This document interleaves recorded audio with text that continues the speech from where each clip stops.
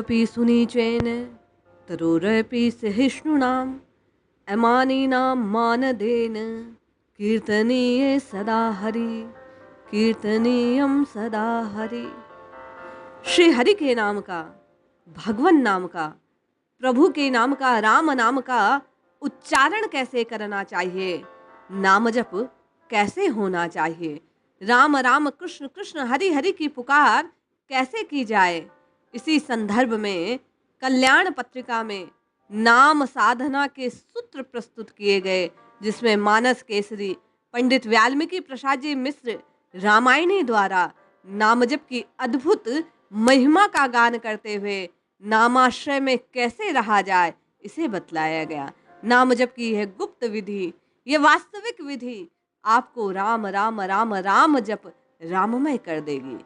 जय श्री हरि। पूज्य गुरुदेव के चरणों में बारंबार प्रणाम। रामायणी जी कहते हैं, उत्तम होकर भी अपने को तृण से भी तुच्छ माने, वृक्षों के समान दो प्रकार से सहिष्णु बने। जैसे वृक्ष काटे जाने पर कुछ नहीं कहता और सूखकर मर जाने पर भी किसी को पानी तक नहीं मांगता। कोई कुछ भी मांगता है तो अपनी संपत्ति भी दे देता है। वर्षा गर्मी शीत सहकर भी दूसरों की सदैव रक्षा करता है। उत्तम वैष्णव होकर भी अभिमान शून्य हो, भगवान नाम का अधिष्ठान जानकर जीव मात्र का सम्मान करे।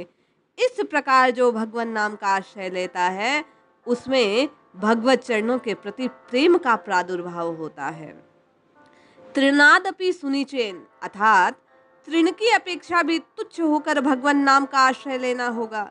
उत्तम होकर धन जन कुल मान विद्या भक्ति इत्यादि सब विषयों से सर्वश्रेष्ठ भी यदि हो तो साधक अपने को इन विषयों में सदा अपेक्षा ही मानना चाहिए। तृण अत्यंत तुच्छ वस्तु है, किंतु यह तृण भी गाय आदि की सेवा में अपने को लगाकर गौरवान्वित अनुभव करता है। ग्रह आदि के निर्माण में सहायता करके भी गरीबों का उपकार करता है। प्रत्यक्ष भाव से अथवा परोक्ष भाव से तृण भगवत सेवा में सहायक होता है, किंतु मेरे द्वारा किसी न किसी प्रकार से कोई उपकार नहीं होता। भगवत सेवा में किसी को किसी भी प्रकार की सहायता नहीं मिलती, अतः मैं तृण की अपेक्षा अधम हूँ, मेरे समान अधम और कोई नहीं, इत्यादि का चिंतन करते हुए साधक अपने को तृण की अपेक्षा नीचा माने। सभी बातें केवल कहने मात्र की नहीं है, इससे काम चलने वाला नहीं। जब तक साधक के मन में इस तरह के भाव की अनुभूति ना हो, तब तक मन से प्राण से वह अपने को तृण की अपेक्षा हे अनुभव न करे, तब तक उसका तृणादपि सुनीच भाव सिद्ध नहीं होगा।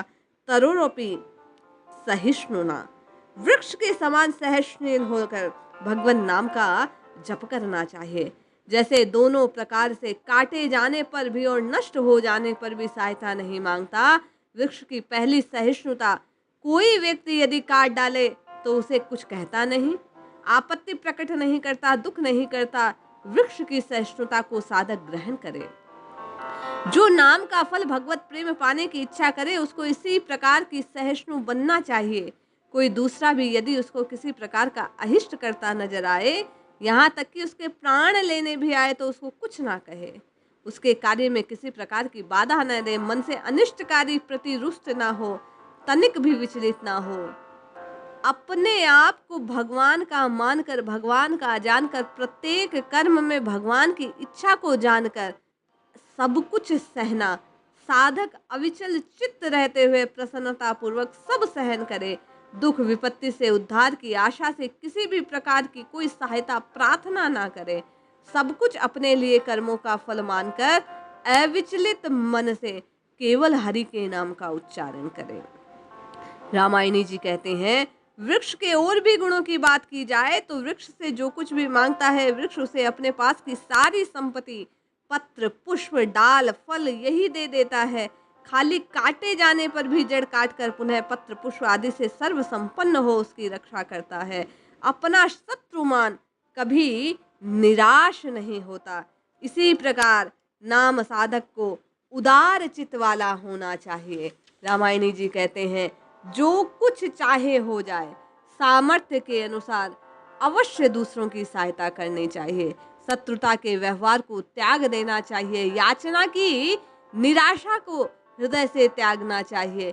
यथा सामर्थ्य जिसे जो चीज दे अत्यंत प्रेम पूर्वक समर्पित भाव से प्रदान करे। मानिना मान देन, स्वयं भी किसी प्रकार की सम्मान प्राप्ति की आशा न करके दूसरों को सदैव साधक को सम्मान देना चाहिए। धन मान कुल विद्या बुद्धि भक्ति आदि में श्रेष्ठ होने पर भी वैष्णव का ये कर्तव्य है कि मन में अभिमान न आने दे। प्रत्येक जीव में परमात्मा विराजमान है ये जानकर जीव मात्र का सम्मान करे। साधक किसी का मन वचन प्राण से निरादर कर्म से निरादर या तिरस्कार ना करे।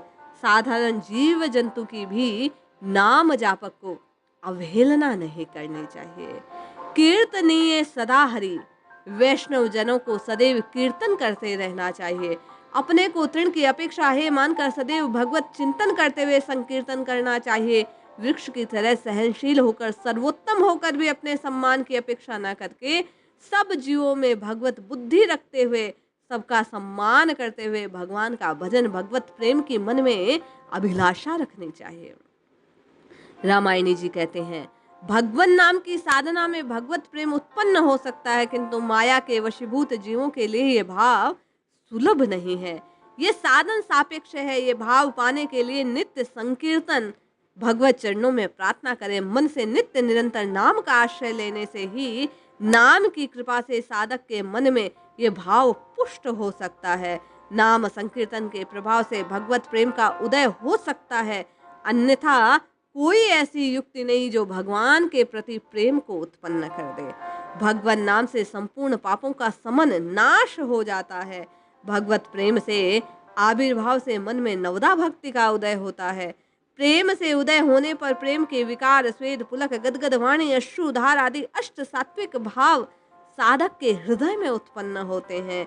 भगवान नाम के आश्रय से भव बंधन का नाश हो जाता है। एक बार राम नाम के उच्चारण करने मात्र का ये फल है।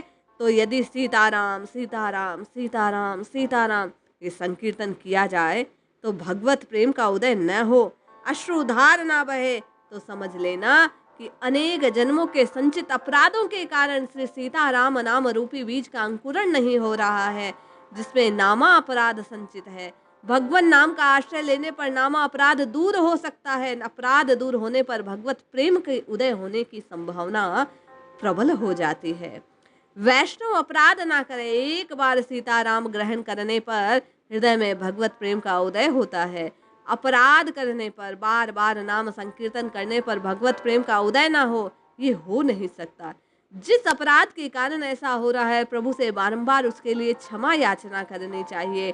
भगवान के चरणों में नाम महाराज की कृपा के लिए इस श्लोक को बारंबार हृदय में धारण कर तृणादपि बार बार प्रभु को कहना चाहिए, हे नाथ, मैं तृण से भी नीच हूँ, हीन हूँ, किंतु आपका दास हूँ, आपके चरणों में आया हूँ, आपकी शरण को ग्रहण करता हूँ, आपके नाम के आश्रय में हूँ। अपने आप को समझकर, अपने को प्रभु का जानकर नित्य निरंतर रामायणी जी कहते हैं, जो प्रभु को पुकारता है, देह का आवेश अध्यास रहता नहीं उसका, धीरे धीरे धीरे उसके समस्त पाप नष्ट हो जाते हैं। हृदय में प्रभु के प्रति प्रेमाश्रु बहने लगते हैं, प्रेम का भाव होता है। इसीलिए बारंबार नाम का आश्रय लेने के लिए अपने आप की सम्मान की, मान की भावना को छोड़कर प्रभु को अपना जान दास भाव से बारंबार पुकारना चाहिए।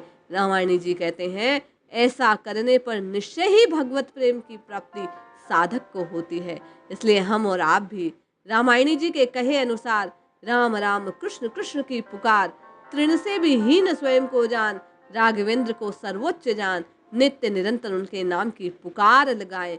ये नाम साधना सर्वोच्च नीति है। इसी से प्रभु की प्राप्ति इस कलिकाल में संभव है।